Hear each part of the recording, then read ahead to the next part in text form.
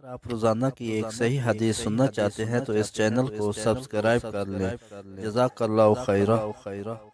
بسم اللہ الرحمن الرحیم۔ السلام علیکم ورحمۃ اللہ وبرکاتہ۔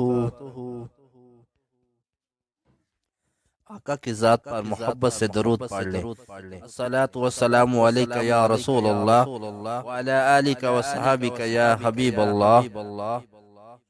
حضرت عمر رضی اللہ تعالی عنہ جب زخمی ہوئے ان سے کہا گیا کہ آپ اپنا خلیفہ کسی کو کیوں نہیں منتخب کر دیتے؟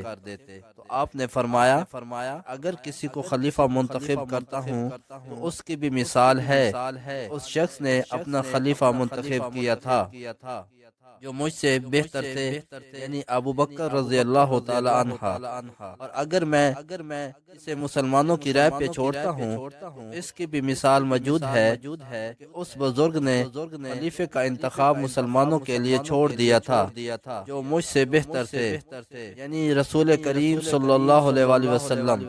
پھر لوگوں نے آپ کی تعریف کی، پھر انہوں نے کہا کوئی تو دل سے میری تعریف کرتا ہے، کوئی ڈر کر۔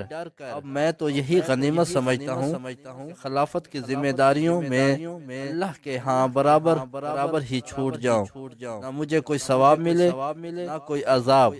میں نے خلافت کا بوجھ اپنی زندگی بھر اٹھایا، اب مرنے پر میں اس بار کو نہیں اٹھاؤں گا۔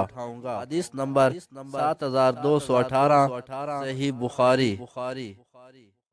اگر ہو سکے اپنے والدین کے ایصال ثواب کے لیے اس حدیث کو زیادہ سے زیادہ شیئر کریں۔ Thanks for watching.